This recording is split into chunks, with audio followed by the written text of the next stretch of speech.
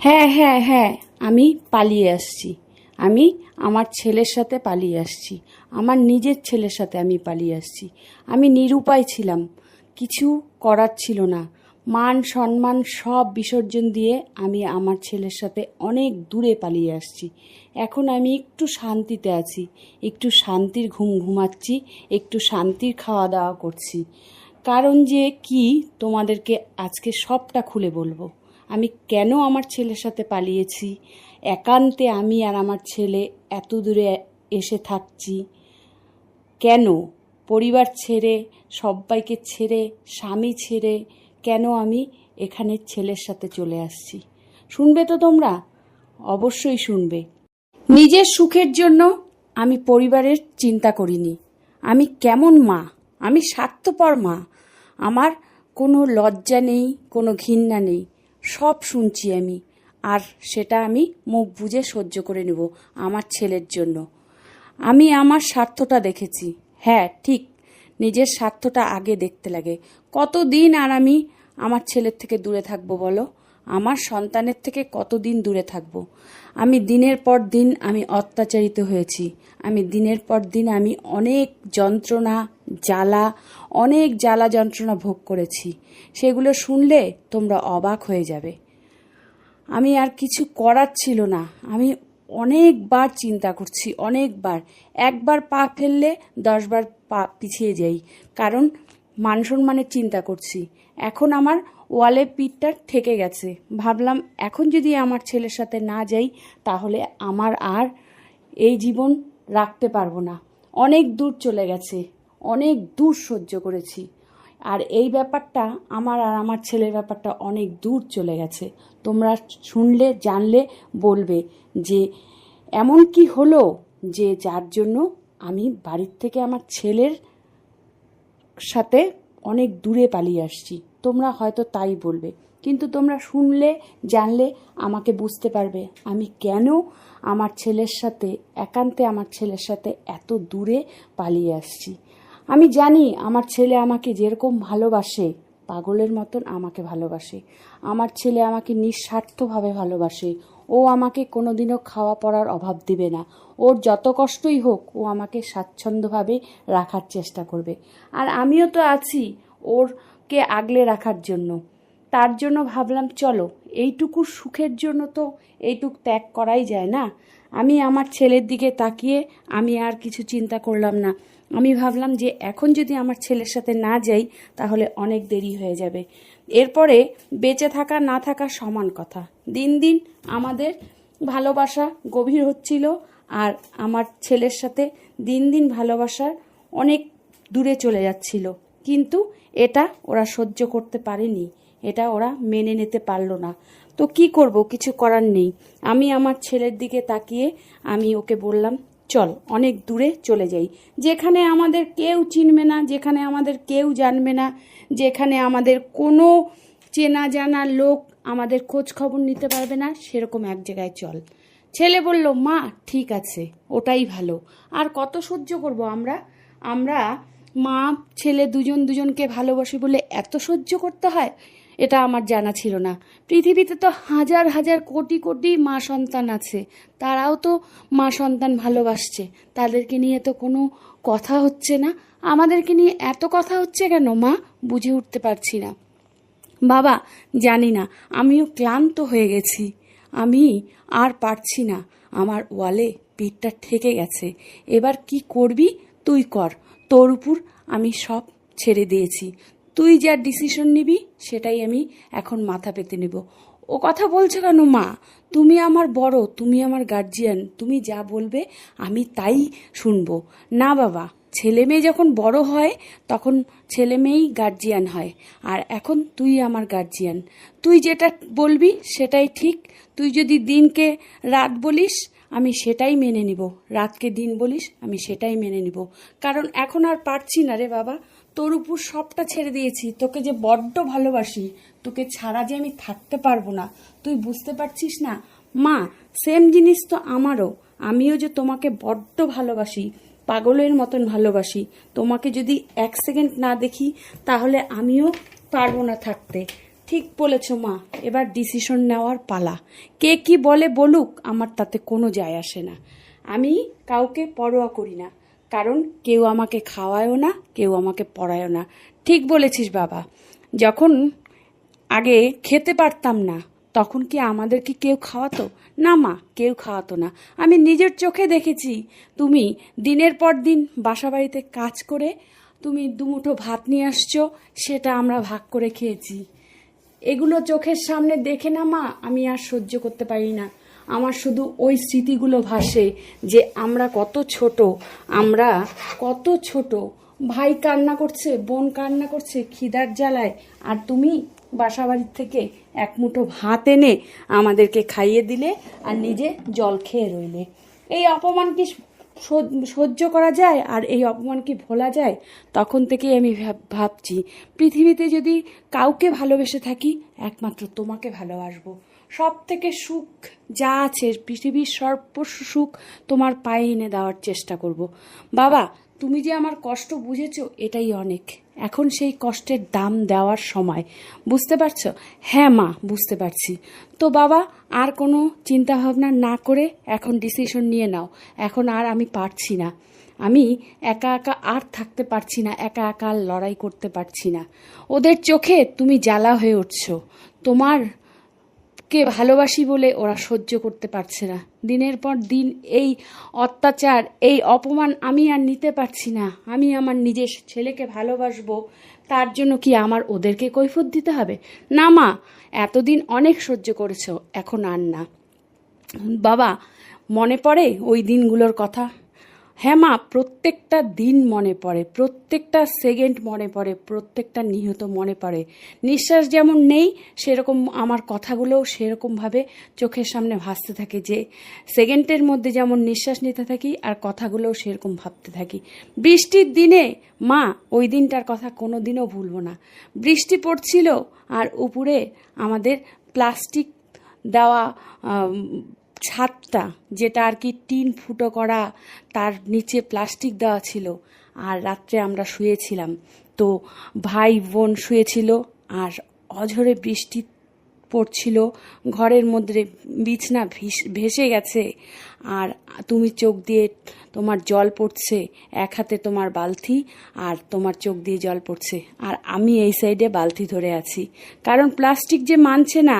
আর ভাই বোনকে কি করে যে রাখছি, ওদেরকে নিচে শোয়ায় আমরা চকির উপরে, খাট তো না মা, চকি ছিল, চকির উপরে হাত দিয়ে বালতি ধরে রাখছি। সবাই তখন অঝরে ঘুমাচ্ছে, আমি আর তুমি বালতি ধরে রাখছি। সারা রাত বৃষ্টি পড়ে যাচ্ছে, সারা রাত বৃষ্টি পড়ে যাচ্ছে।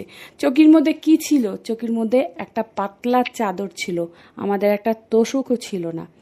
এই অট্টালিকা বাড়ি একটা সিকি ভাগও আমরা পাইনি। সেগুলো কি ভুলবো? ভুলবো না। এগুলো কি ভোলার জিনিস মা? এগুলো ভোলার জিনিস না। কেউ থাকে রাজার হালে আর কেউ থাকে ভিখারির মতন।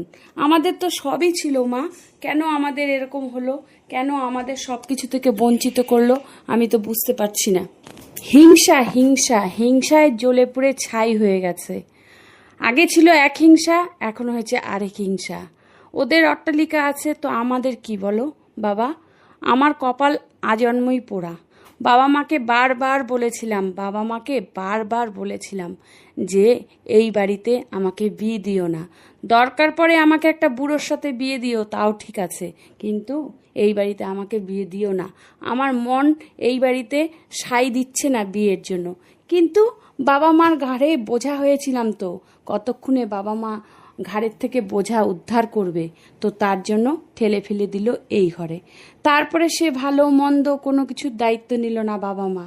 যখন ভালোবাসছিলাম তখন বলেছিলাম এই ছেলেকে বিয়ে করব, অথচ বাবা মা বারণ করেছিল, বলেছিল না, এই ছেলেকে বিয়ে করলে যদি কোনোদিন অসুখী হও তাহলে আমাদেরকে বলতে পারবে না, কোনো দিনও তোমার ভালো মন্দ আমরা দেখব না। কি হলো এখন? এখন তো এত অট্টালিকা দেখে বিয়ে দিল, সেখানে ভালো মন্দ কিছু বিচার করতে পারলাম? কিছুই বিচার করতে পারলাম না। সব হিংসা। আগে ছিল একজনকে নিয়ে হিংসা, এখন হচ্ছে তোমাকে আমি ভালোবাসি, তোমাকে আমি বেশি পছন্দ করি, সেগুলো সহ্য হয় না, সেগুলো সহ্য করতে পারছে না। লঙ্কার মতন জ্বলে উঠছে, আগুনের মতন দপদপ করছে। কি বলবো, কিছু বলার নেই। সব কিছু মনের মধ্যে এতদিন একদম চাপা দিয়ে রাখছিলাম, সিন্দুকের মধ্যে আটকে রাখছিলাম। ভাবছিলাম সিন্দুকের মধ্যে এত কষ্ট আটকে রেখে সেই চাবি হারিয়ে ফেলবো, আর কোনোদিন ওর চাবি খুঁজে পাবে না, আমার কষ্ট আর বের হবে না। কিন্তু কোথায় কি, সেই দিন দিন দিন দিন চলেই যাচ্ছে, তুষের আগুনের মতন জ্বলেই যাচ্ছি। আর কত সহ্য করব, আর কত পরিশ্রম করব, আর কত জ্বলবো? না মা, জ্বলার শেষ, এখন আর জ্বলবে না। আমি থাকতে কিসের জ্বলবে তুমি?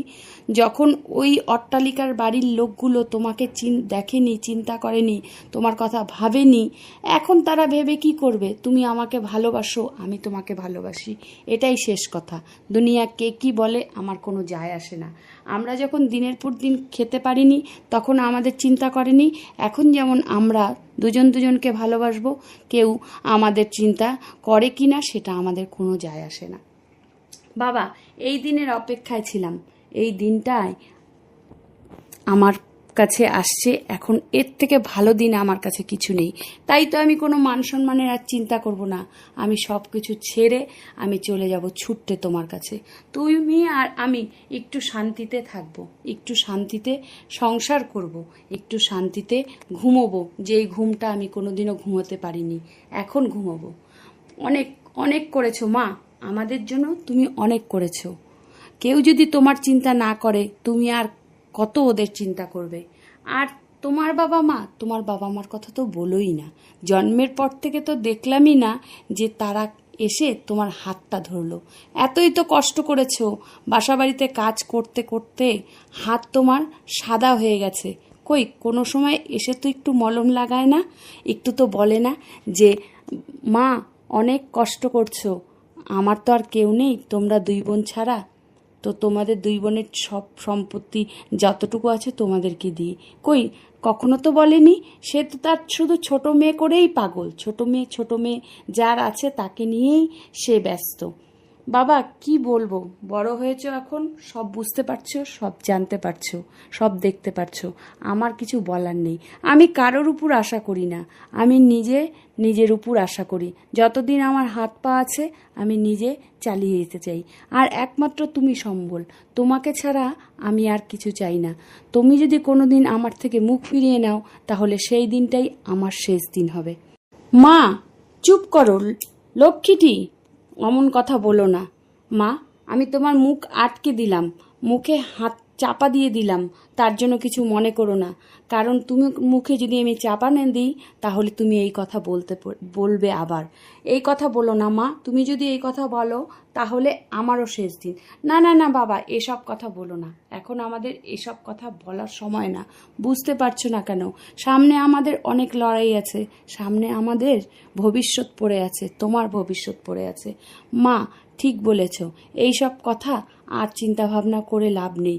এখন আমাদের সামনের দিন গুনতে হবে, সামনে দেখতে হবে আমরা কি করে ভালো থাকবো, ভালো থাকার চেষ্টা করতে হবে, যাতে দুঃখ এসে আমাদের ঘরে দরজার সামনে দাঁড়ালেও আমরা কোনোভাবেই দরজা খুলব না, আর একটা ফাঁকাও রাখবো না। এমনভাবে ঘরটাকে তৈরি করব, এমনভাবে দরজাটাকে ভালো করে শক্ত করে তৈরি করব, যাতে কোনো একটা ফাঁকাও থাকবে না, কোনো একটা ফুটোও থাকবে না।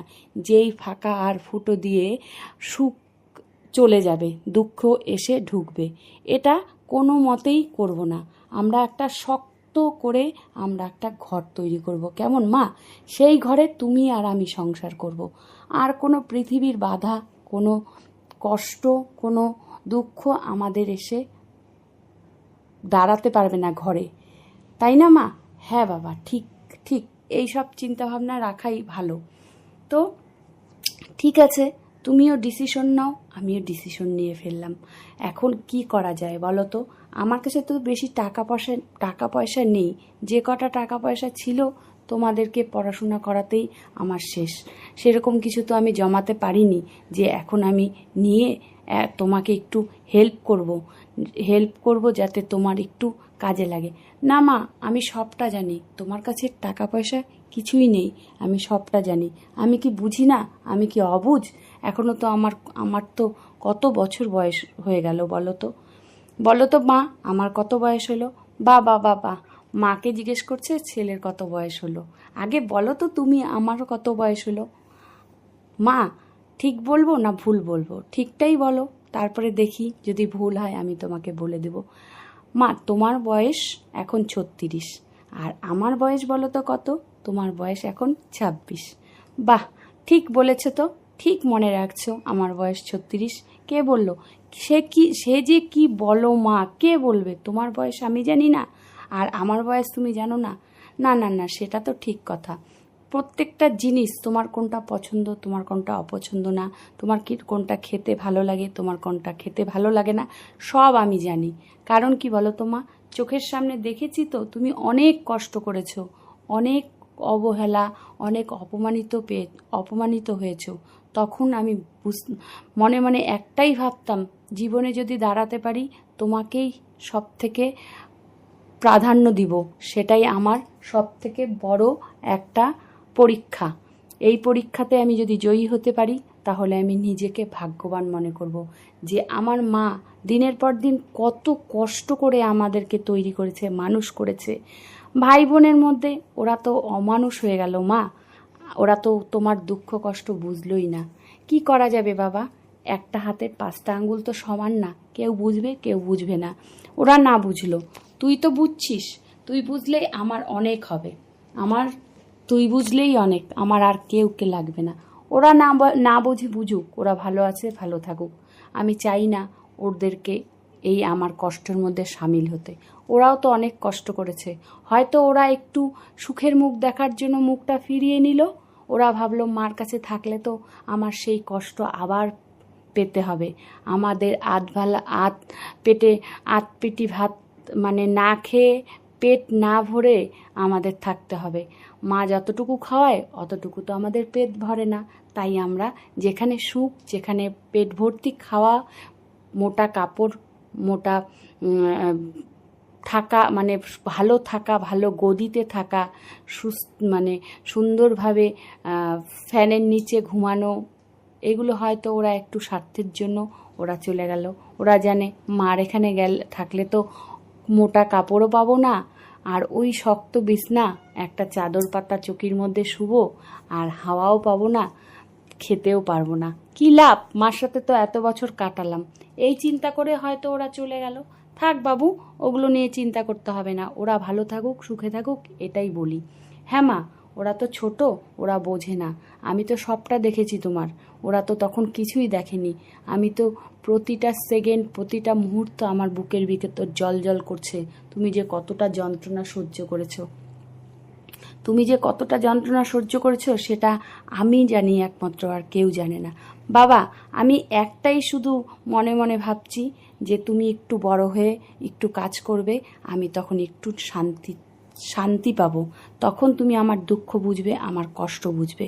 তুমি আমাকে যদি ভালোবাসো, তুমি যদি আমাকে আগলে রাখো, আমার আর কিচ্ছু চাই না। হ্যাঁ মা, ঠিক, আমিও তোমাকে ভালোবাসবো, তুমিও আমাকে ভালোবাসবে, এটাই হচ্ছে শেষ কথা। কে কি বলল না বলল ওগুলো নিয়ে আমাদের আলোচনা করার এখন বিষয় না। ছাড়ো, দুঃখ কষ্ট এটাই তো জীবনের একটা পার্ট। দুঃখ যাবে কষ্ট আসবে, কষ্ট যাবে দুঃখ আসবে, এটাই হচ্ছে জীবনের একটা পার্ট।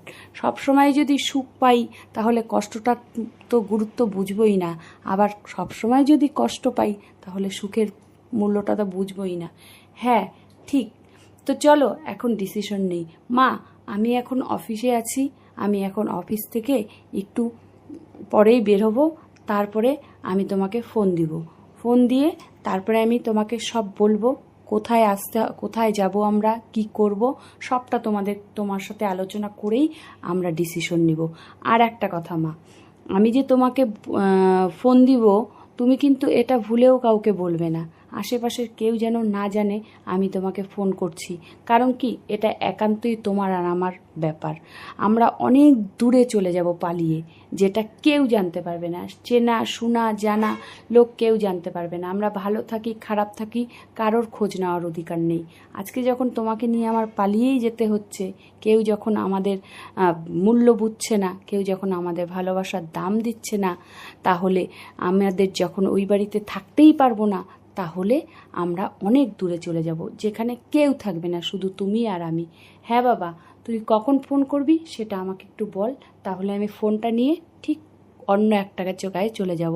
হ্যাঁ বাবা, হ্যাঁ মা, ঠিক। তুমি চলে যাবে কোথায় বলো তো? বাড়িতে কিন্তু একদম থাকবে না, কারণ বাড়ির আশেপাশের লোক তুমি তো জানোই ওরা হচ্ছে কীরকম, মানে কানটা খোলা থাকে। ওরা 19-এর থেকে 20 হলেই একদম ঢাকঢোল পিটিয়ে দিবে, আর সব জায়গায় খবরটা চলে যাবে। তখন আমরা কি করব? তখন আমাদের কাছে কিছু করার থাকবে না। এই জন্য তুমি একদম মানে একদম চুপচাপভাবে তুমি চলে যাবে গোপনে একটা জায়গায়। আচ্ছা বাবা, কোথায় যাব বলতো?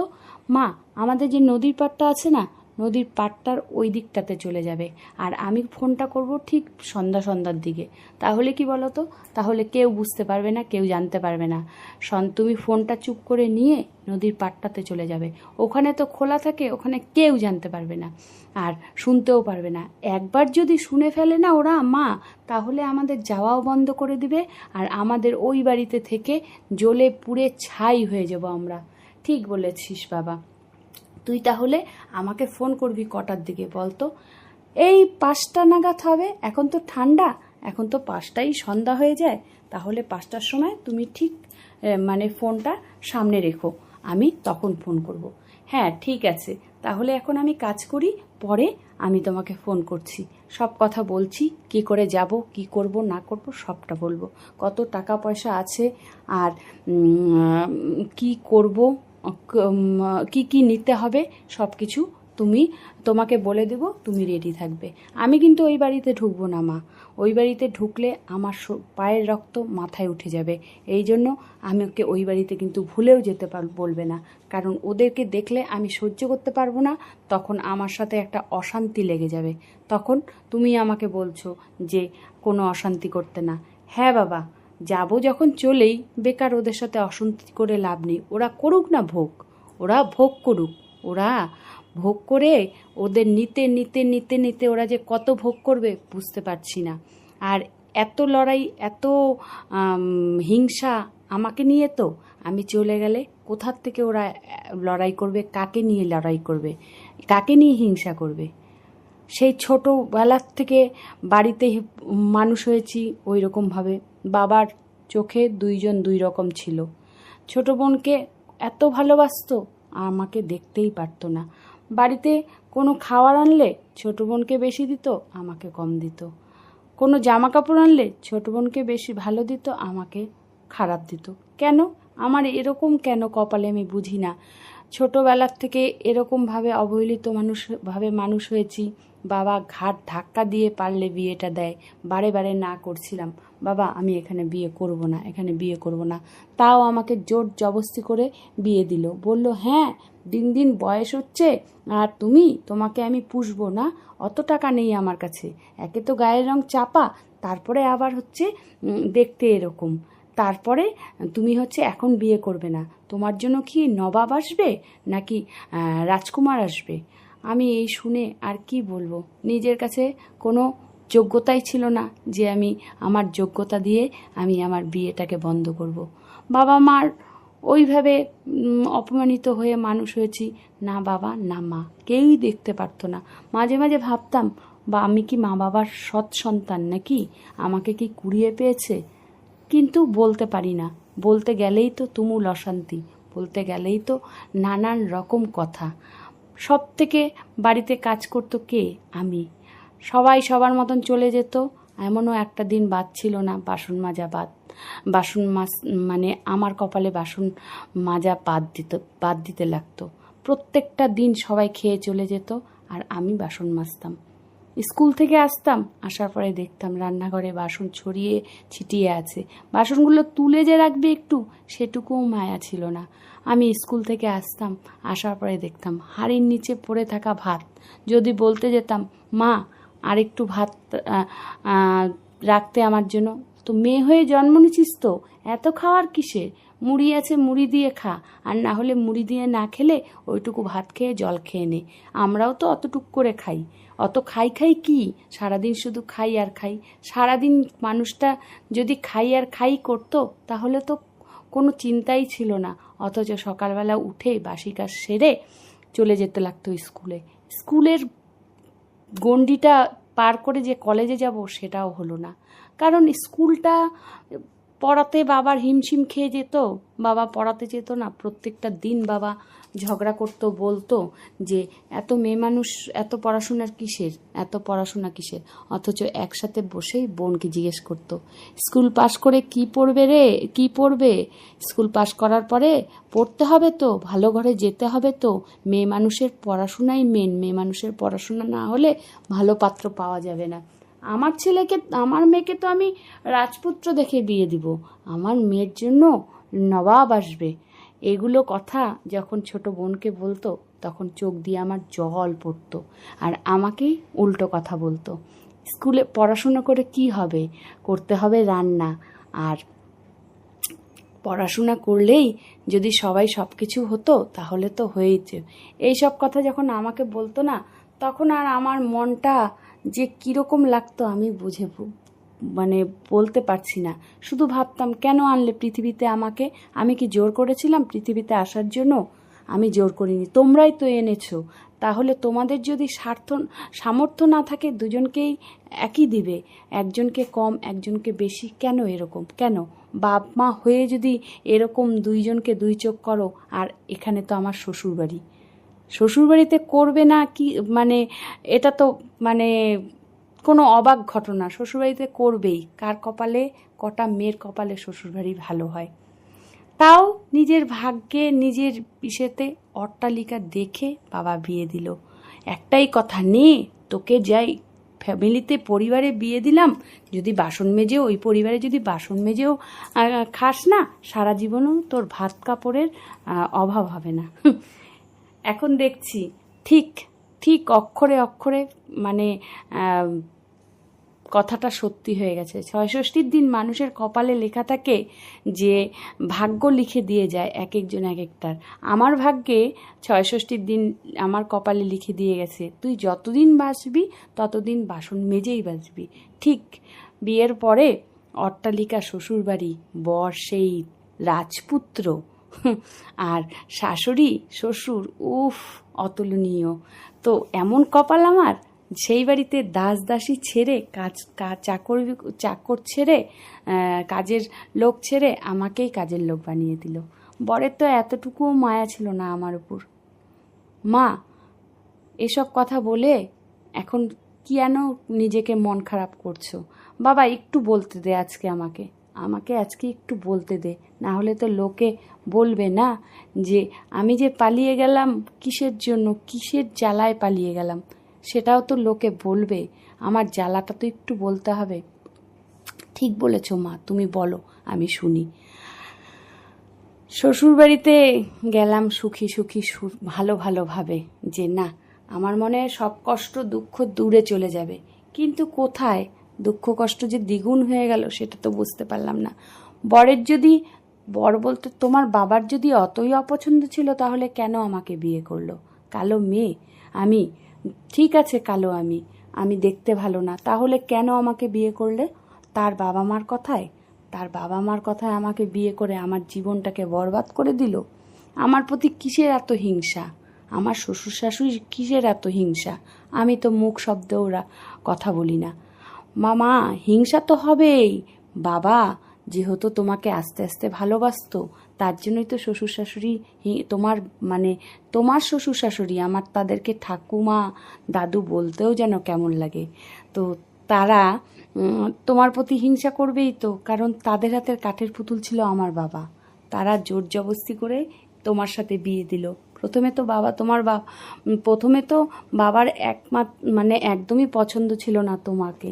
তারপরে যখন দেখে ফেললো তুমি ছাড়া আর বাবার কেউ নেই, তুমি সব কিছু নিয়ে নিছো বাবাকে, মানে ভালোবেসে তুমি বাবার একমাত্র চোখের মণি হয়ে গেছো। দাদু আর ঠাকুমা সহ্য করতে পারলো না। দাদু ঠাকুমা তখন কি করলো, ছলে বলে কি করলো মা, তুমিও জানো আমিও জানি কি করলো। তখন তোমার দাদু তোমার ঠাকুমা কি করলো, তোমাদের ওই দিকে একজন, কি বলে ওদেরকে, যারা আর কি হাত দেখে, কি বলে, যাই হোক অত কিছু বলতে পারছি না, যারা হাত দেখে মানে যারা আর কি টোটকা টোটকা করে, এগুলো করে তোমার দাদু আর ঠাকুমা তোমার বাবাকে তোমার দাদু ঠাকুমার বশে নিয়ে নিল। বশে নেওয়ার পরে যখন দেখলো তার আগেই তোমার বাবা কাজটা করে ফেলছে, তোমার বাবা সম্পত্তিটা আমার নামে দিয়ে দিছে লিখে, তখন থেকে তোমার দাদু ঠাকুমার আর সহ্য করতে পারলো না আমাকে আর সহ্য করতে পারছে না, কোনোভাবেই তো আমাকে বশে করতে পারছে না, তোমার বাবাকে বশে করছে। বাস যেই তোমার বাবাকে বশে করে নিয়েছে, এখন তোমার বাবারও অত্যাচার শুরু হয়ে গেল। তোমার বাবা তো সেই তাদের হাতের কাঠের পুতুল হয়ে গেল। 24 ঘন্টা প্রতিটা নিয়ত আমার সম্পত্তি দে, আমার সম্পত্তি দে, আমার সম্পত্তি দে। নে এখন তো শান্তি, এখন সব সম্পত্তি লিখে দিলাম, লিখে দিয়ে আমি চলে যাব। আমাকে এই বাড়িতে ঠাঁই দিবে না, আমাকে বলেই দিয়েছে এই বাড়িতে আর তোর জায়গা নেই। যেমন তোমার বাবা তেমন দাদু ঠাকুমা সবাই বলে দিয়েছে, তুই যদি এখানে থাকিস তাহলে আমরা থাকবো না, আমরা চলে যাব। তাহলে আমি কিসের জন্য থাকবো? তোমার বাবাই যদি আমার উপর মুখ ফিরিয়ে নেয়, তাহলে আমি কিসের জন্য এই বাড়িতে পড়ে থাকবো? এই জন্যই তো একমাত্র তুমি আমার ভরসা। তোমাকে ছোটবেলার থেকে আমি অনেক কষ্ট করে মানুষ করেছি। ছোট বোন ছোট ভাই তারা ছোট, তো তারা তারা হচ্ছে নিজেদের স্বার্থটা দেখে তারা বাবা মার কাছে চলে গেছে। বাবা মা তোমার দাদু ঠাকুমার কাছে চলে গেছে, আর তোমার বাবা সবাই এক হয়ে গেছে। সম্পত্তিটা দিছে ঠিকই, কিন্তু সম্পত্তিটা দেওয়ার পরে ওটা তো আমি একদিনও ভোগ করতে পারিনি, ওটার মধ্যে তো তারাই রয়ে আছে। আর আমি তো সেই টিনের বৃষ্টির জল পড়ছে, একটা চৌকির মধ্যে পাতলা চাদর পাতা বাসাবাড়ি কাজ করে আমি সংসার চালাচ্ছি। ওই সম্পত্তি তো তাদেরই, বোঝা উচিত। আমার কি কোনো ক্ষমতা আছে ওই সম্পত্তি নিজের নামে করা? ঠিকই, কিন্তু বিক্রি করার কোনো ক্ষমতা নেই। তার জন্যই তো বাবা এখন আর এখানে থাকবো না, যাতে আমাদের খোঁজ খবর কেউ না নেয়।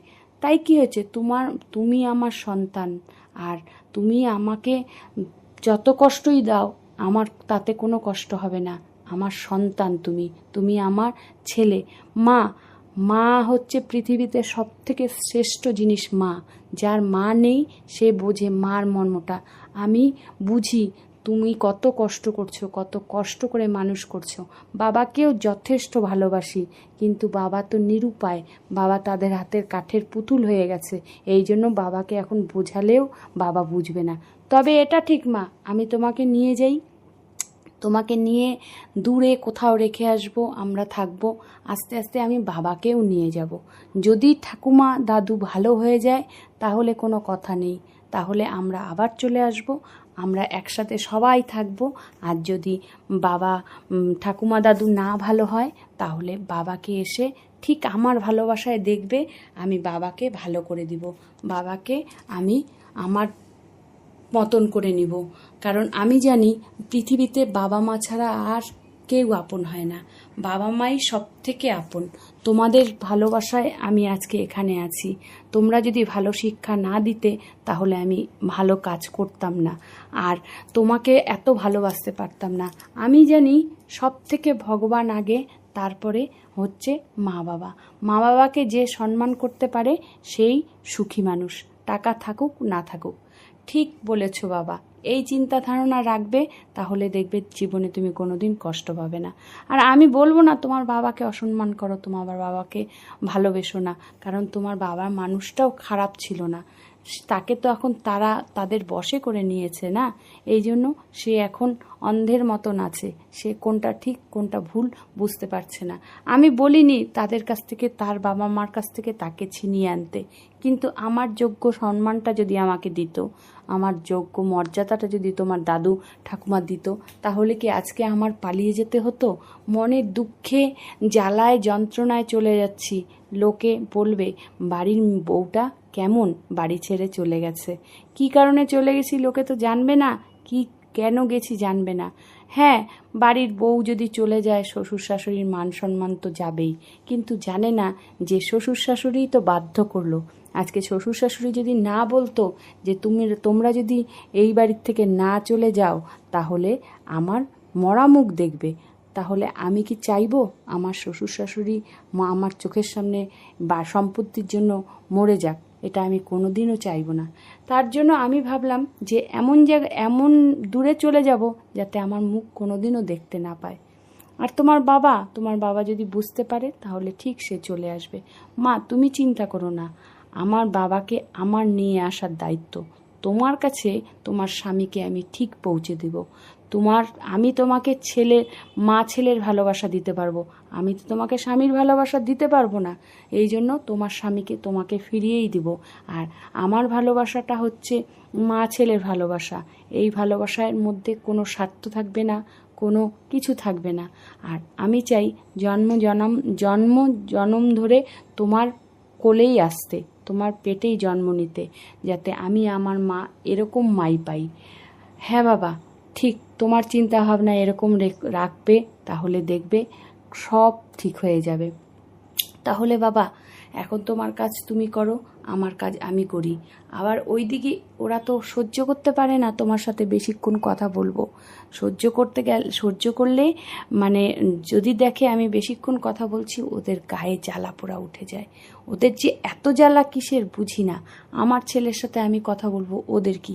আরে মা, জ্বালা তো করবেই, তুমি এখন একটু ভালো খাচ্ছ, একটু ভালো পড়ছো না, দেখছে আমি তোমাকে একটু ভালো খাওয়াচ্ছি, একটু ভালো পড়াচ্ছি, এতে ওদের জ্বালা। ওদের কিসের জ্বালা গো? তুমি কি ওদের বাড়া ভাতে ছাই দিয়ে আসছো যে ওদের এত জ্বালা? বুঝি না বাবা, প্রথম থেকেই এরকম হয়ে আসছে, আজকে নতুন না। আর খাওয়া দাওয়া এককালে যা কষ্ট করছি তখন তো দেখেনি, এখন আমার ছেলেকে এত কষ্ট করে মানুষ করছি, ছেলে তো আমাকে দেখবে না? হ্যাঁ মা, তুমি ওদের কথায় পাত্তা দিও না, ওদের কথায় কান দিও না, ওরা বলবেই, আমি আর তোমাকে এখানে রাখবো না, তুমি আর আমি বহু দূরে চলে যাব, বহু দূরে গিয়ে ওখানে সুখে শান্তিতে সংসার করব। আর বাবাকে আনার দায়িত্ব আমার, তুমি একদম নিশ্চিন্তে থাকো, বাবা ঠিক আমাদের কাছে চলে আসবে।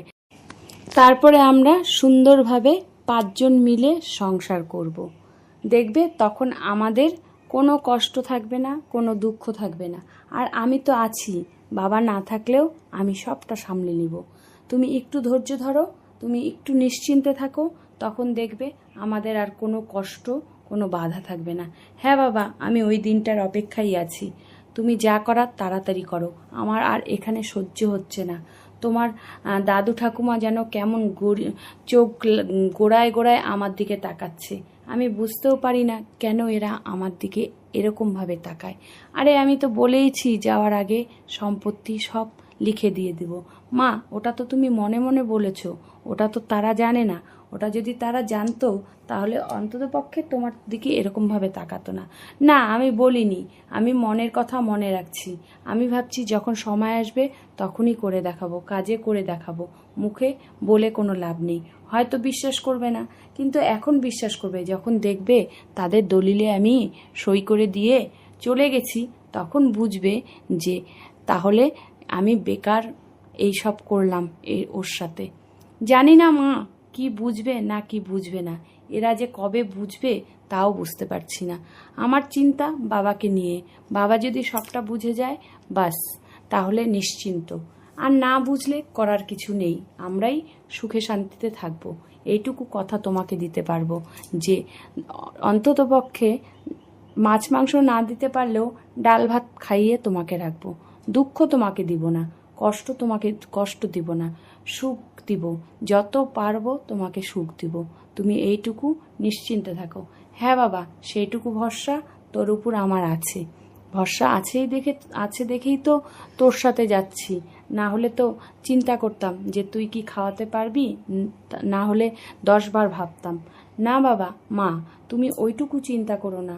ওইটুকু ক্ষমতা আমি রাখবো। যেইভাবে হোক আমি তোমাকে সুখে রাখার চেষ্টা করব। তুমি ওই দিকে নিশ্চিন্তে থাকো। আর বাবার ব্যাপার, বাবা কি করবে, আমি চেষ্টা করব আপ্রাণ বাবাকে তোমার সাথে মিলিয়ে দেওয়ার। বাবা যদি না আসে ভবিষ্যতে, তাহলে আমি তো আছি, তুমি চিন্তা করো না। তুমি এই সব নিয়ে একদম ভেবো না, ভেবে তোমার মন খারাপ করো না। তুমি ভাবো আমরা কোথায় যাব, গিয়ে ওখানে কি অবস্থাতে থাকবো, সবটা তোমার মানিয়ে নিতে হবে।